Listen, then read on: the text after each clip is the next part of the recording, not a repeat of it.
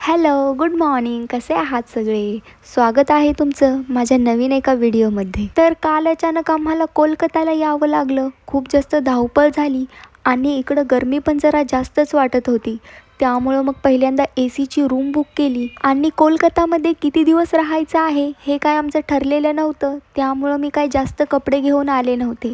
जी माझी pink bag दिसत आहे ना, ती पूर्ण पार्सलनीच भरलेली आहे आणि जी छोटी बॅग आहे त्यामध्ये आमच्या दोघांची कपडे आहेत. आल्यानंतर बॅगा एका कोपऱ्यामध्ये ठेवून थोडा वेळ आराम केलं, कारण उन्हातान्हाचं आम्ही आलो होतो. खूप जास्त गरमी झाली होती.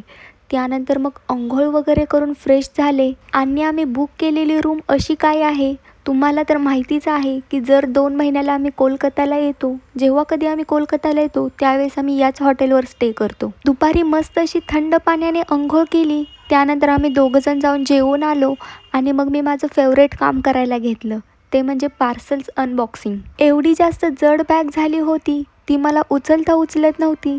कशीबशी उचलून बेडवर ठेवली. त्यानंतर मग बॅग ओपन करून सगळे पार्सल्स पण अनबॉक्स केले आणि यामध्ये माझं skin care, hair care, body care, त्याचबरोबर होम डेकोरेशनचे काही आयटम्स, त्याचबरोबर मी यांच्यासाठी काही कपडे मागवलेली होती आणि माझ्यासाठी पण असं बरंच साहित्य होतं. तसं कपडे मी बांगलादेशमध्ये पण खरेदी करते, परंतु माझं सगळं स्किन केअर मात्र मी इंडियाला आल्यावरच घेते. आणि आता उन्हाळा चालू झाला आहे, त्यामुळं मी स्किन केअरच्या प्रोडक्टमध्ये पण जरा चेंज केलेला आहे, कारण माझी स्किन जरा ऑइली होत आहे. स्किन केअर करणं ही माझी हॉबी आहे, त्यामुळं मी मनापासून करते. असं कधी होत नाही की मी प्रोडक्ट नुसते खरेदी करते आणि ते घरामध्ये पडून राहतात. त्याचबरोबर माझं डेली, वीकली आणि मंथली स्किन केअरचं शेड्यूल आहे, ते मी वेळेवर फॉलो करते. म्हणून मला पिंपलचा एवढा काही इश्यू होत नाही. महिन्यातून एखादा पिंपल तेवढा येतोच. तरी पण आधी जेव्हा मी व्हिडिओ बनवत नव्हते ना, त्यावेळेस मला स्वतःसाठी भरपूर वेळ मिळायचा, परंतु आता एवढा वेळ मिळत नाही, कारण शूटिंग, व्हॉइस ओव्हर, एडिटिंग या सगळ्याला खूप टाईम जातो. आणि आज खूप दिवसातून मी यूट्यूबवर व्हिडिओ पोस्ट करत आहे. तसं मला वाटतं की मी दररोज व्हिडिओ पोस्ट करायला पाहिजे, परंतु खरंच एवढा टाईम मिळत नाही. आणि एका वेळेने असं वाटतं की आपण इन्स्टावर तर व्हिडिओ पोस्ट करतोय, मग काय इन्स्टावर पण तेच आणि यूट्यूबवर पण तेच, एका ठिकाणी केलेलं बरं असं वाटतं. त्यामुळं मग मी यूट्यूबवर व्हिडिओ पोस्ट करायचं अवॉइड करते. माझं पहिलं पार्सल मी ओपन केलं होतं आणि त्यामध्ये होता हा बाथरोब. तसं माझ्याकडे एक पण बाथरोब नव्हता, त्यामुळं मी 2 बाथरोब मागवलेले होते, परंतु याच्या बाह्याचा जरा प्रॉब्लेम होता, म्हणजे मला जरा जास्तच मोठ्या वाटत होत्या. परंतु काय नाही, मी ते व्यवस्थित करून घेईन. आणि मी हा ॲमेझॉनवरून ऑर्डर केलेला होता. खूप जास्त जाड होता, परंतु हा मला वाटते की थंडीमध्ये युजफुल असेल, कारण हा पूर्णपणे ब्लँकेटसारखाच वाटत होता. याला खाली 2 मोठे पॉकेट्स होते, त्यामुळं नेमकं कुणीकडे टाय करावं हेच मला समजत नव्हतं. नंतर ह्यांनी मला सांगितलं की एका साईडला टाय कर, म्हणजे अजून छान वाटेल. आणि नंतर हे बघा असं काही दिसत आहे. आणि एवढा पण हा बाथरोब काय खराब नव्हता, ठीकठाकच होता. मला तर आवडला. तुम्हाला पण कसा वाटतोय हे मला नक्कीच कमेंट करून सांगा. आणि हे साईजला पण एवढं जास्त मोठं होतं, ते मी पण आणि माझा नवरा आम्ही दोघं पण यूज करू शकतो. परंतु धुवायचा खरंच खूप जास्त वैताग येणार आहे, कारण मी एवढीशी आणि धुवायला गेली तर मला हे उचलायचं पण नाही. त्यानंतर मग मी माझे पुढचे पार्सल्स ओपन करायला घेतले आणि एवढे सगळे जे पार्सल आहेत ना, ते टोटल 20,000चे आहेत. यांच्यासाठी पण मी काही कपडे मागवली होती, परंतु खूप मोठा घोळ झाला. एक म्हणजे मी ज्या कलरमध्ये कपडे मागवली होती त्या कलरमध्ये आलीच नाहीत, वेगळाच कलर आला.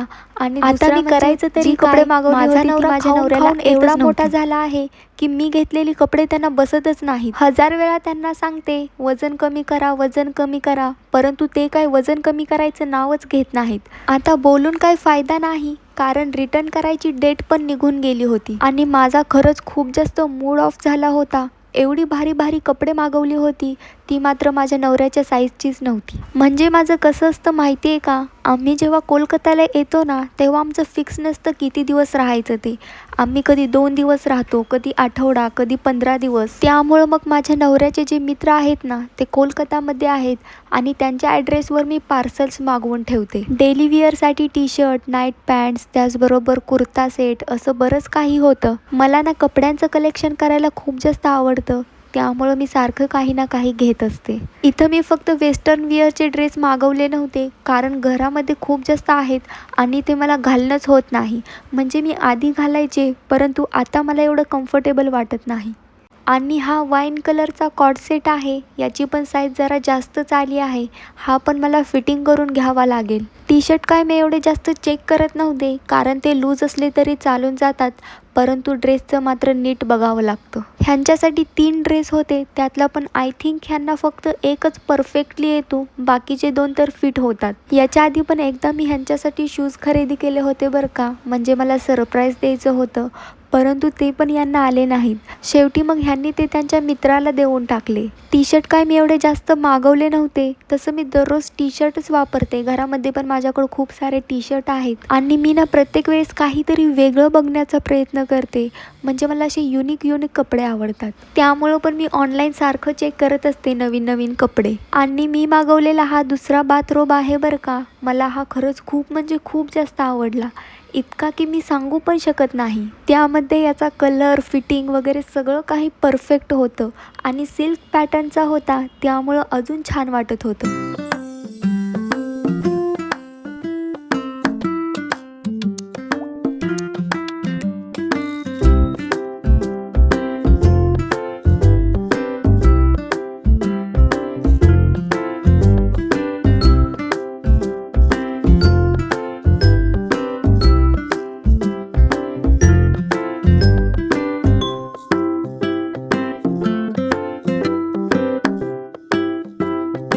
तर चला आता पुढचे पार्सल्स अनपॅक करूया. या काही नाईट पॅन्ट्स आहेत, ज्या मी मागवल्या होत्या. माझ्याकडे टी शर्ट तसे जास्त आहेत, परंतु त्याच्या खाली घालायला पॅन्ट्स खूप कमी आहेत, त्यामुळं मी 4 जोडी नाईट पॅन्ट्स मागवल्या होत्या. तसं मला कोलकात्याला यायला अजिबात आवडत नाही बरं का. घरीच राहायला मला खूप जास्त आवडतं, परंतु काय करायचं, प्रोसेस असते, त्यामुळं यावं लागतं प्रत्येक 2 महिन्याला. येऊन आता आम्हाला 5-6 दिवस झालेले आहेत आणि आता मी व्हॉइस ओव्हर करायला घेतले. आणि इथं आल्यावर ना मला डेली व्लॉग्स पण शूट करता येत नाहीत, कारण मी जास्त करून रूमवरच बसलेली असते. बाहेर मला उन्हाचं फिरायला नको वाटतं. व्हॉइस ओव्हर पण मला वेळेवर करता येत नाही, कारण वाहनांचा आवाज जास्त आहे. आणि मी खरं सांगायचं झालं तर अजूनपर्यंत माईक पण घेतलेला नाही.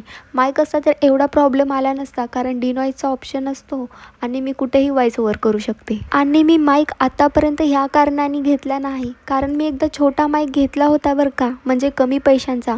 तो खराब निघाला, त्यात आवाज काही व्यवस्थित येत नव्हता. आता मी आयफोनमध्ये म्हणजे व्हॉइस ओव्हर करते.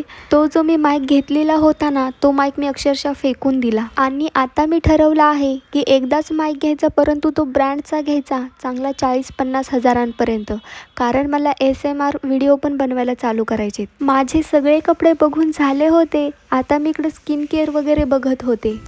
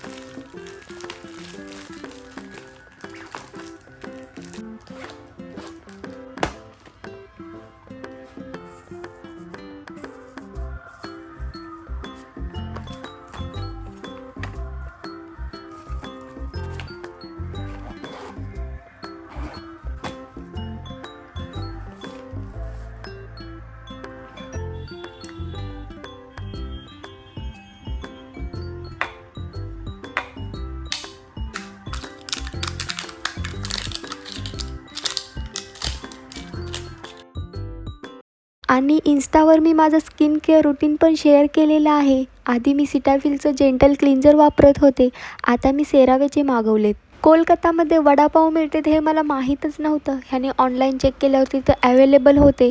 तसे वडापाव टेस्टी आले होते, परंतु शिळे होते. त्यामुळं मी काय एवढे खाल्ले नाहीत. माझ्यासाठी इडली मागवली होती, मी तीच खाऊन बसले. आणि मला ना डोसा एवढा जास्त आवडत नाही, परंतु इडली मात्र खूप जास्त आवडते. आमच्या घरी इडलीचं भांडं नाही, त्यामुळं मी काय एवढी बनवत नसते.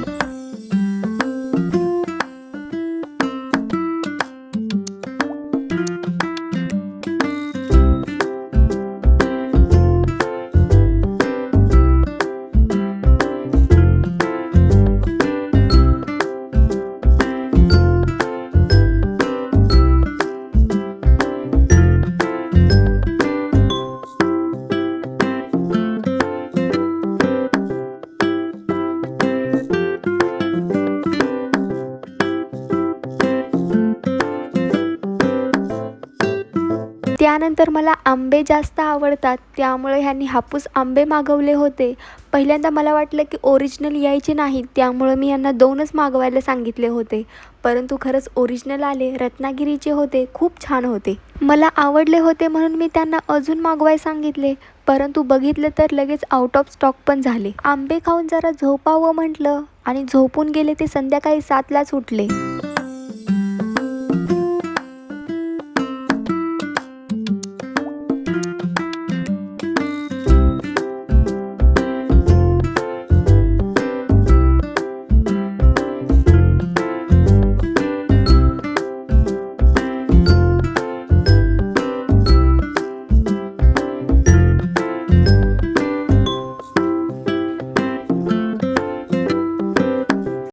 संध्याकाळी उठल्यावर खूप जास्त बोर होत होतं. रूमवर बसून बसून कंटाळा आला होता, त्यामुळं आम्हाला जवळच कुठंतरी फिरायला जायचं होतं.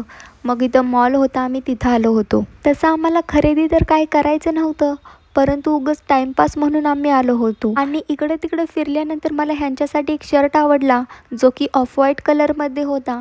तो एक घेतला आणि माझ्यासाठी एक ड्रेस घेऊन आम्ही मग रूमवर आलो. दुसऱ्या दिवशी आम्हाला हॉस्पिटलमध्ये जायचं होतं. त्याच्या आदल्या दिवशीच आम्ही दोघांच्या पण अपॉइंटमेंट घेऊन ठेवल्या होत्या.